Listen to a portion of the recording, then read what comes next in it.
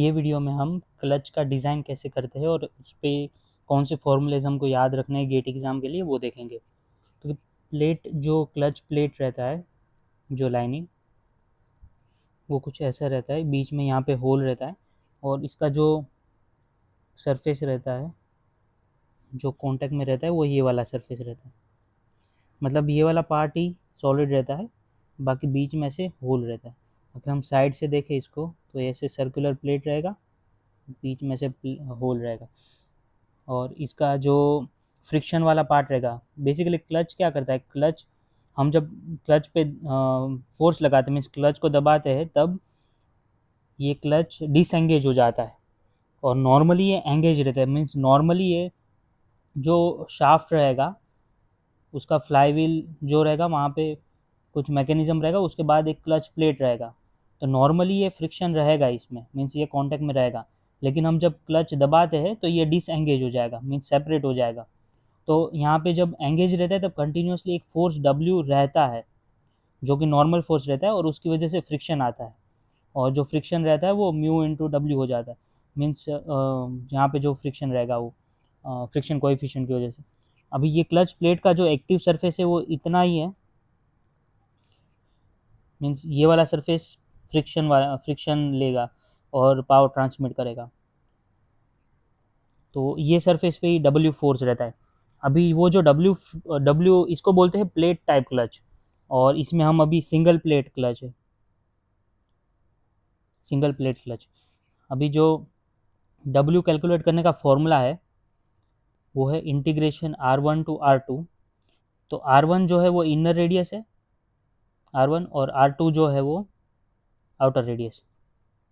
R1 से R2 तक हमको इंटीग्रेट करना है क्योंकि यहाँ पे हर एक एरिया पे अलग अलग फोर्स लग रहा है, फ्रिक्शन फोर्स, तो उसको इंटीग्रेट करना है और उसको हम इंटीग्रेट करेंगे प्रेशर इंटू 2πr dr। ये जो प्रेशर है वो पर्टिकुलर एक एरिया पे जो लग रहा होगा वो टाइम्स इसका जो एरिया है डी है 2πr dr। तो ऐसे हम कैलकुलेट करेंगे। ये प्रेशर पे मैं थोड़ी देर में बाद में बात करता हूँ कि कैसे हम कैलकुलेट करते हैं। और जो दूसरा फॉर्मूला है, एक तो ये इंपॉर्टेंट फॉर्मूला हो गया और जो दूसरा है वो टॉर्क। तो कितना टॉर्क ट्रांसमिट होगा ये फ्रिक्शन की वजह से यहाँ पे, तो उसका फॉर्मूला में भी हमको इंटीग्रेट करना पड़ेगा R1 से R2 तक और उसमें हम लेंगे P into mu 2πr² dr। तो ये दो आपको डायरेक्ट फॉर्मूलाज याद रखने हैं और जो म्यू है वो फ्रिक्शन कोएफिशिएंट है वो दिया रहेगा।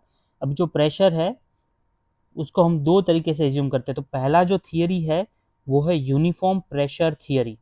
तो यूनिफॉर्म प्रेशर थियरी मतलब पूरे के पूरे जो प्लेट है, यहाँ पे जो पूरा का पूरा ये प्लेट है जहाँ पर भी वो फोर्स लग रहा है वो पूरे के पूरे प्लेट में एक ही जैसा यूनिफॉर्म प्रेशर रहेगा जो कि पी वैल्यू है, जो कि हम कांस्टेंट मानते हैं। अभी हम ये पी को अगर कांस्टेंट है डब्ल्यू में और यहाँ पर भी ये कांस्टेंट है तो उसको हम बाहर ले लेंगे और फिर आर डी आर को इंटीग्रेट करेंगे। तो डब्ल्यू का जो फॉर्मूला आता है वो आता है पी पाई R2² माइनस R1² और टॉर्क का जो फॉर्मूला आता है वो 2/3 pi into P R2³ minus R1³। तो ये दोनों फॉर्मूलाज यूनिफॉर्म प्रेशर थ्योरी के लिए आते हैं। आप इस रिलेशन जो ये है उसको याद रख लीजिए, उसके बाद आप वहाँ पे भी ये डायरेक्टली डिराइव कर सकते हैं। बस एक ही स्टेप का फॉर्मूला, मीन्स आपको ये वाला फॉर्मूला याद रखना है और ये प्रेशर कांस्टेंट वाला थियरी दिया रहेगा तो ये यूज़ कर लेना है। अभी जो मीन रेडियस हम इसमें कैलकुलेट करते हैं यूनिफॉर्म प्रेशर थ्योरी में, यूनिफॉर्म प्रेशर थ्योरी का मतलब कि जो हमारा ये प्लेट है इसमें ऐसे बीच में होल है, तो ये जो प्लेट है उसमें जो प्रेशर लग रहा है वो कांस्टेंट लग रहा है ऐसे। तो सभी का साइज़ सेम रहेगा, कहीं पर भी साइज़ अलग नहीं होगा प्रेशर का। तो यहाँ पर भी जो प्रेशर है, यहाँ पर भी प्रेशर है, यहाँ पर जो सेम वैल्यू है सबका। तो पूरे के पूरे ये प्लेट पे यहाँ पे सेम प्रेशर लग रहा है। तो इस केस में अगर हम कैलकुलेट करते हैं मीन रेडियस तो वो रहता है 2/3 R2³ minus R1³ upon R2² minus R1²। और ये मीन रेडियस का जो रिलेशन है वो हम टी से डायरेक्ट निकाल सकते हैं torque mu W R mean. तो ये वाला रिलेशन है ये तीनों फॉर्मूला का 1 2 एंड 3। तो इन तीनों फॉर्मूला का ये रिलेशन है। यहाँ पे W पता है हमको, मीन रेडियस पता है जो कि डायरेक्टली R1 R2 से आएगा, और टॉर्क हमको पता है। तो ये रिलेशन भी हम यूज़ कर सकते हैं।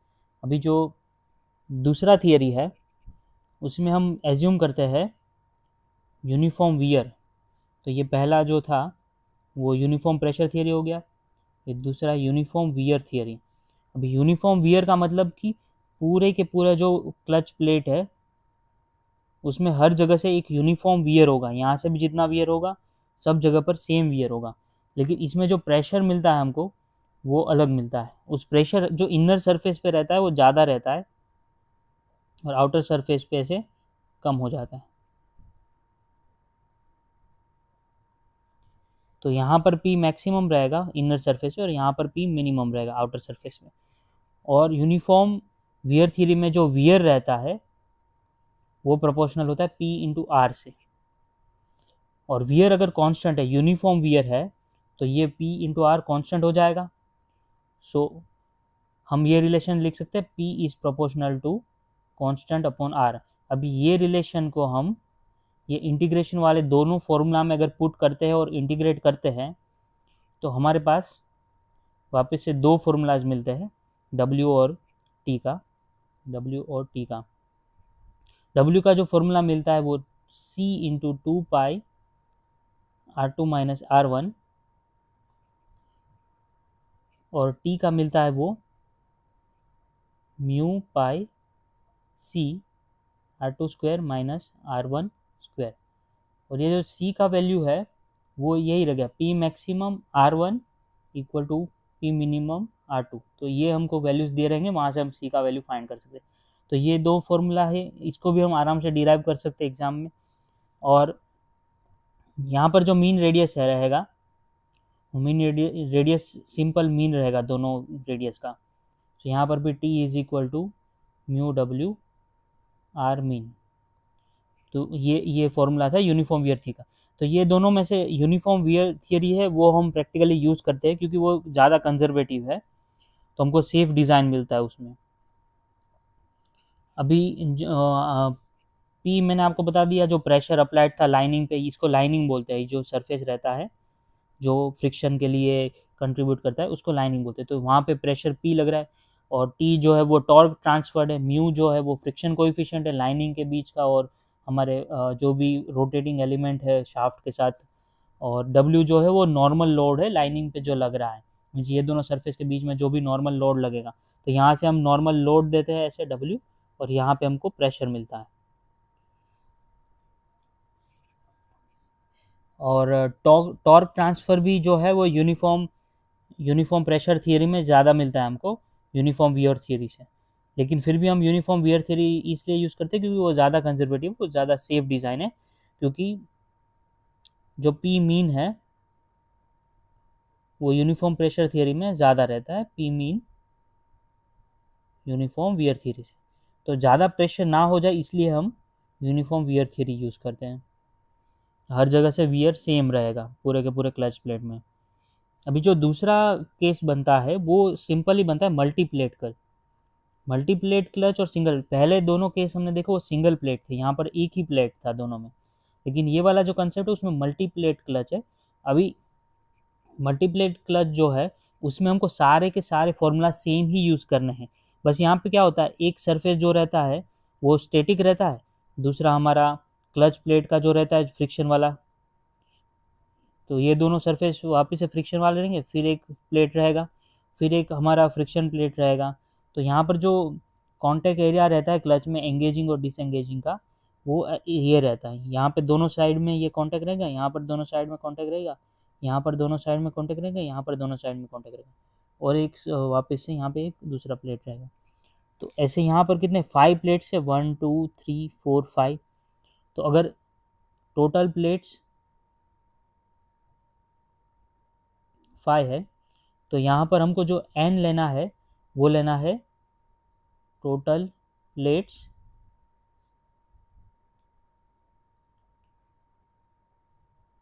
-1, क्योंकि 5 प्लेट है लेकिन कॉन्टैक्ट सरफेस 4 ही है, 1 2 3 4, तो ये n है वो नंबर ऑफ कॉन्टैक्ट सरफेस है।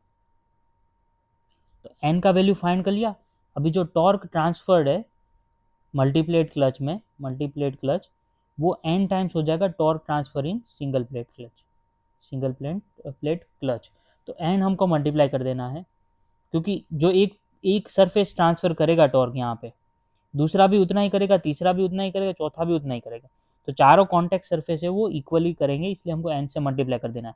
लेकिन यहाँ पर जो हम W फोर्स अप्लाई कर रहे हैं तो वो सारे के सारे प्लेट में W ही ट्रांसफर होगा, मतलब W मल्टीप्लेट क्लच और W सिंगल प्लेट क्लच, ये दोनों ही सेम रहेगा, बस टॉर्क हमारा n टाइम्स हो जाएगा। तो ये फायदा होता है मल्टीप्लेट क्लच का। दूसरा ये होता है कि इसका साइज कम हो जाता है सिंगल प्लेट क्लच से, सिंगल प्लेट अगर यूज करें तो उसका साइज बड़ा रहेगा। तो इतना ही कंसेप्ट था मल्टीप्लेट क्लच का। अभी एक होता है कि सेंट्रीफ्यूगल क्लच। तो तीसरा टाइप है सेंट्रीफ्यूगल क्लच से पहले हम देखेंगे कॉन क्लच। तो कॉन क्लच में जो हमारा ऐसे स्ट्रेट प्लेट था उसकी जगह पर हम ऐसे टेपर्ड कॉन यूज करते हैं प्लेट क्लच के लिए, और यहाँ पर जो कॉन्टैक्ट सरफेस एरिया रहता है वो ये वाला रहता है।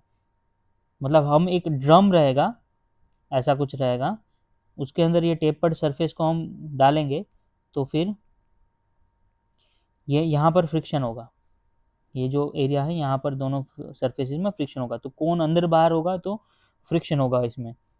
तो थोड़ा ये ऐसे ज़्यादा रहेगा ऐसे, ताकि यहाँ पर फ्रिक्शन हो सके।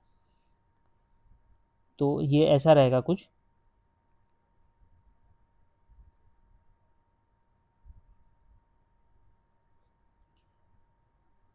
तो यहाँ पर ये W लगेगा। अभी यहाँ पर ये इसका कुछ एंगल दिया रहेगा अल्फ़ा, तो अल्फ़ा को हम बोलते हैं सेमी कॉन एंगल, क्योंकि पूरा एंगल जो है वो 2 अल्फ़ा रहेगा, सेमी कॉन एंगल। तो यहाँ पर भी बहुत सिंपल कंसेप्ट है, W जो रहेगा वो तो सेम ही रहेगा, W सिंगल प्लेट क्लच का है वही W कॉन कॉन क्लच का है।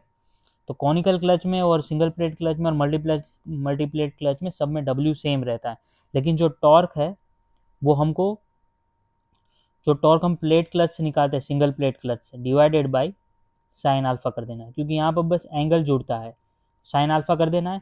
और अगर इंटीग्रेशन वाले फॉर्मूला में भी अगर हम साइन अल्फा करें, इंटीग्रेशन R1 टू R2 और म्यू पी 2πr² dr, तो यहाँ पर भी 1 साइन अल्फा एक्स्ट्रा आ जाएगा। तो बस इतना ही फ़र्क है multiplate clutch, single plate clutch और कोन क्लच में। अभी जो आखिरी वाला हमारा जो कभी कभी क्वेश्चन आ जाते वो होते हैं सेंट्रीफ्यूगल क्लच।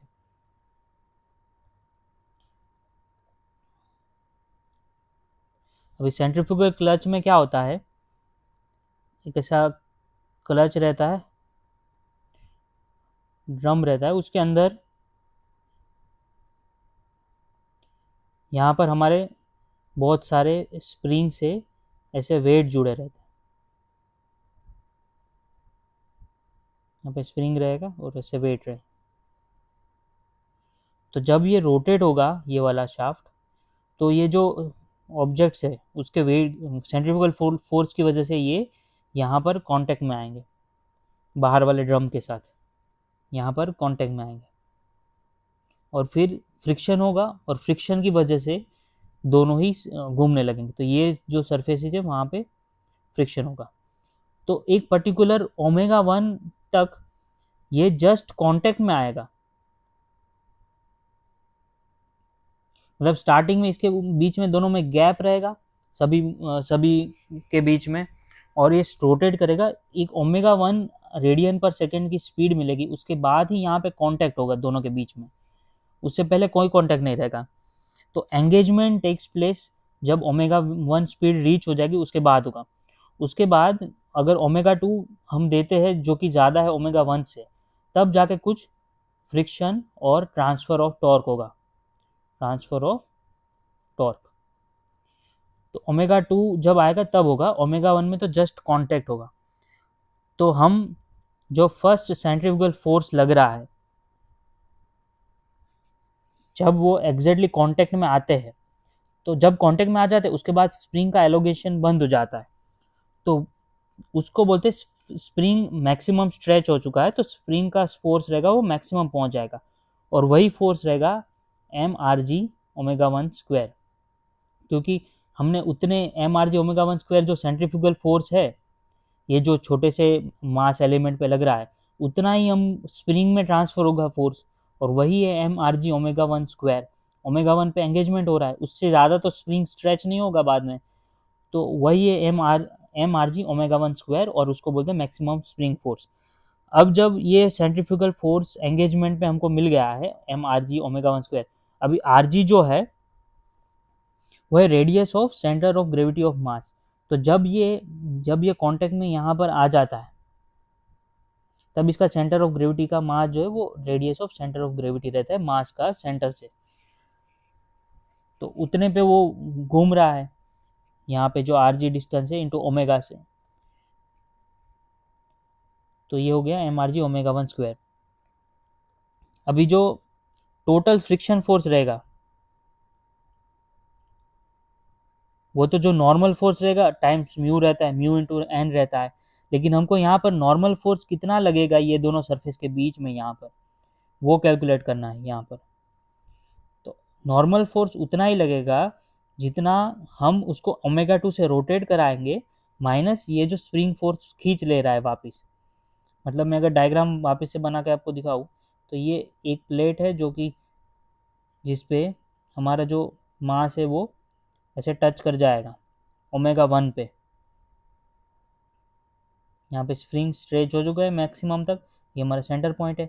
अभी हमने ओमेगा टू तक ज़्यादा घुमा लिया, तो जो ये दोनों का डिफरेंस है उतना कंट्रीब्यूट करेगा नॉर्मल फोर्स में। यहाँ पे एक नॉर्मल फोर्स आएगा और सेंट्रीफ्यूगल फोर्स लगेगा, तो वो अब तो स्प्रिंग जो है वो स्ट्रेच हो चुका है, तो वो सारा का सारा यहाँ पे नॉर्मल फोर्स के अंदर जाएगा। ओमेगा वन तक स्प्रिंग स्ट्रेच हो रहा था, पहले इधर आया फिर इधर आया फिर ऐसे टच हो गया, अब टच हो गया, अब ओमेगा टू तक जाते हैं, तो जो डिफरेंस है वही कंट्रीब्यूट करता है नॉर्मल फोर्स में। तो यहाँ पर जितना सेंट्रीफ्यूगल फोर्स रहेगा उतना ही यहाँ पर नॉर्मल सरफेस फोर्स एक देगा, नॉर्मल फोर्स, और उसी के टाइम से हम म्यू करते हैं तो हमारा फ्रिक्शन फोर्स आ जाता है दोनों ये सरफेस के बीच में यहाँ पर। अभी जो नॉर्मल फोर्स हमको कैलकुलेट करना है वो भी सेंट्रीफ्यूगल फोर्स ही रहेगा, बट वो omega two square minus omega one square रहेगा, क्योंकि इसको मैं अगर एक्सपांड करके लिखता हूँ M R G omega one square, तो ये सेंट्रीफ्यूगल फोर्स जो कि स्प्रिंग खींच ले रहा है वापस वो है, और ये जो है वो टोटल फोर्स है, तो दोनों का जो सब्सट्रैक्शन रहेगा वो नॉर्मल फोर्स है, और यहाँ से friction force mu times N कर देते हैं हम। अभी अभी ये हमको नॉर्मल फोर्स भी मिल गया, अभी हमको कैलकुलेट करना है टॉर्क। तो टॉर्क हमको पता है वो रहता है, यहाँ पर देखियो ये जो है रेडियस है और यहाँ पर एक फ्रिक्शन फोर्स लग रहा है, ठीक है। तो एक एक सिंगल एलिमेंट हमको फ्रिक्शन फोर्स टाइम्स रेडियस इतना टॉर्क दे रहा है, क्योंकि एफ फोर्स इंटू रेडियस हो गया ये, तो ये ड्रम पे जो है वो इतना टॉर्क दे रहा है, टॉर्क इतना ट्रांसफर हो रहा है friction times radius, radius of the drum, ये जो है रेडियस, यहाँ पर मैं ये आर छोटा वाला रेडियस,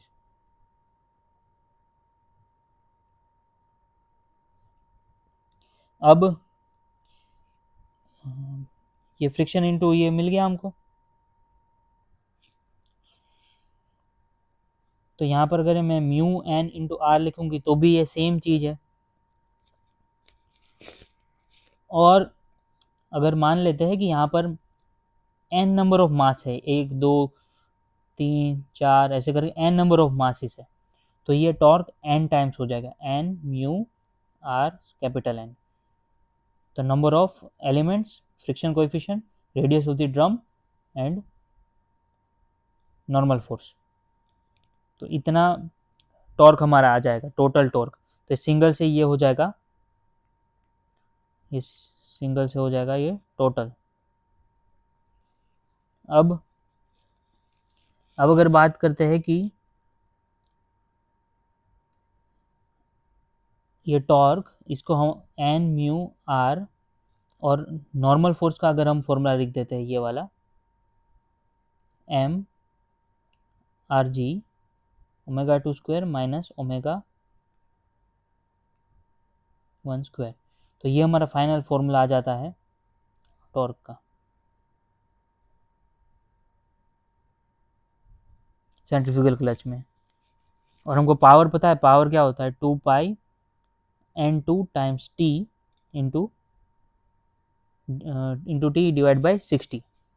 जो n2 है हमारा आरपीएम, ये नॉर्मल फोर्स नहीं है, यहाँ पे ये आरपीएम है। तो आरपीएम के टर्म्स में ω2 डिवाइडेड बाई 2π।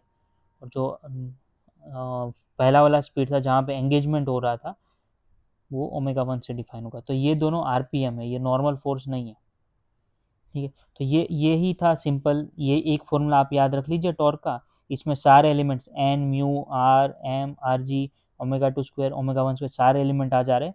आर जो है वो रेडियस ऑफ द ड्रम है, मास ऑफ द एलिमेंट है, आर जी है centre of mass from the centre of the element, centre of mass of the element from the centre of the drum है, N है वो number of mass है, और mu friction coefficient है, ω2 final speed है, और ω1 है वो एंगेजमेंट में स्पीड है, जब ये दोनों मास और ड्रम कांटेक्ट में आ जाएंगे। तो ये सारे कंसेप्ट से क्लच के इसी में से कहीं ना कहीं से न्यूमेरिकल आता है। और सीधे सीधे 2 मार्क का या 1 मार्क का भी सिंपल पूछ लेते हैं। तो बस आपको कुछ सिंपल फॉर्मूलाज याद रख लें, जैसे ये 2 आपने याद रख लिया, और यूनिफॉर्म प्रेशर थियरी का ये प्रेशर कांस्टेंट है ये याद रख लिया, और यूनिफॉर्म वियर थी में P इंटू आर कॉन्स्टेंट है ये याद रख लिया। तो ऐसा करके आप सिंपल कर सकते हैं आपके लिए। So thank you for watching this video and see you in the next video.